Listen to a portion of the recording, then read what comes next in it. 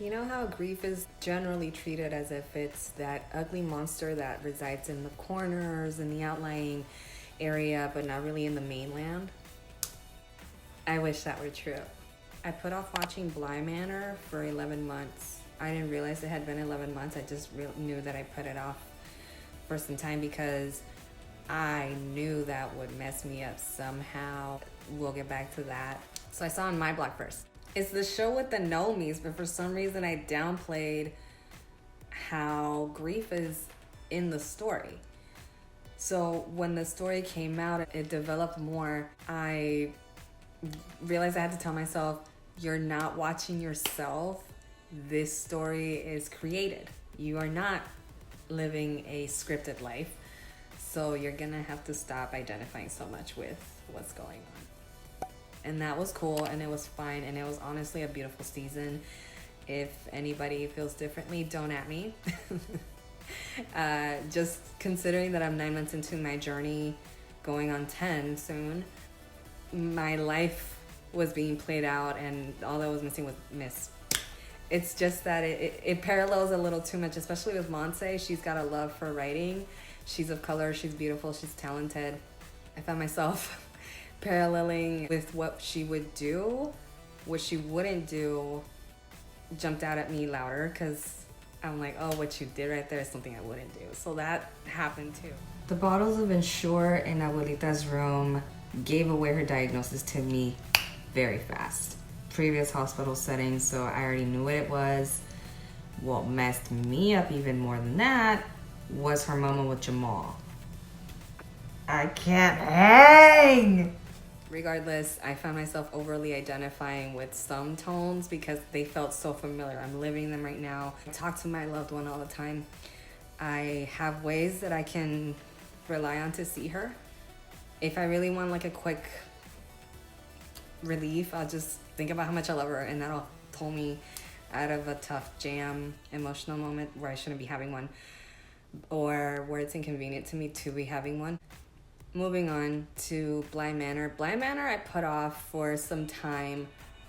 I saw the first season and that was an entire experience. It was kind of growing on me, season 1, but it didn't get me until I started shouting with a child in season 1. There's a scene where there is a child in some sort of small space, and when he started screaming, I remember I was on a bed watching that show and watching the child scream, and mirror neurons are firing throughout my brain. So I'm over there feeling like I'm with the child. So I started to scream with my mouth closed. And I kicked on the bed and I'm like, oh my God, this show is really good. I'm having a full-on physiological reaction. The story in season 2 it floored me. The little girl saying, it's perfectly splendid. I'm like, yeah. I couldn't believe that she was a child voicing Peppa Pig. I never saw that show. I'm a little too old for the demographic, but she's talented. Little girl. And then the accompanying young child actor, or the male, so good.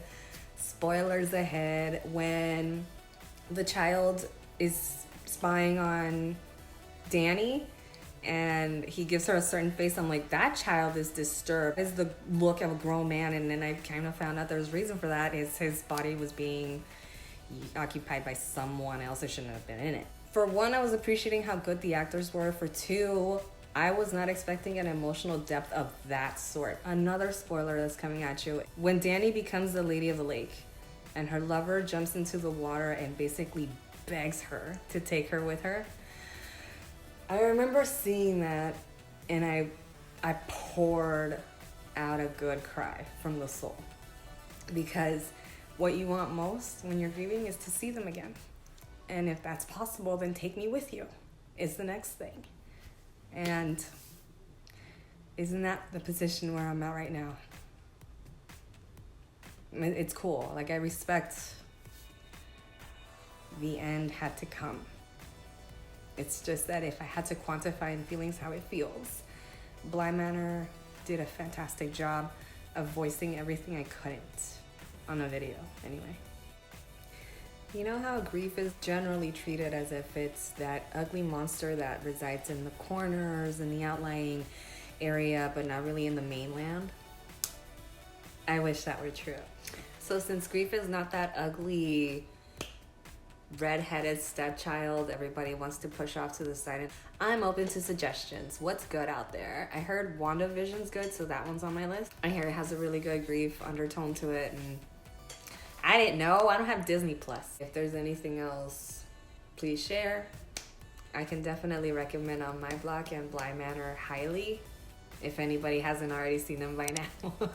More serious content coming soon. Really needed to dress this down just because I'm seeing too many things. I have too many feelings. And I just have to remind myself that integration is part of it. This is worse than the gym. At least with the gym, you know that the burn will stop as soon as you drop your weight. You don't get that with grief. The pain is just there and you learn how to nurse it. And if I'm wise, I can tell you I learned when Missy passed on that I have love coming from two worlds. The live one and the undead is not the right word, but it's the first that came to mind, so we'll just leave it. I have more than enough people to talk to, which I'm grateful for. It's just that I also have to be alone with the pain.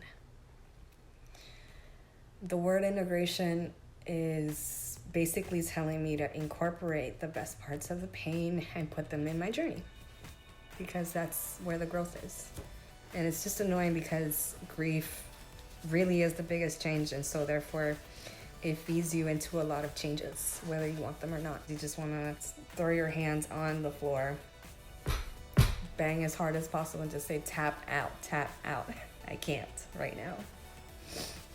Tricky thing about life is that it doesn't care, it just kind of keeps mounting at you. Point being, when I watch TV and I'm looking for an escape, I'm inevitably reminded of what's going on in my reality. I'm cool with that when it's done the right way.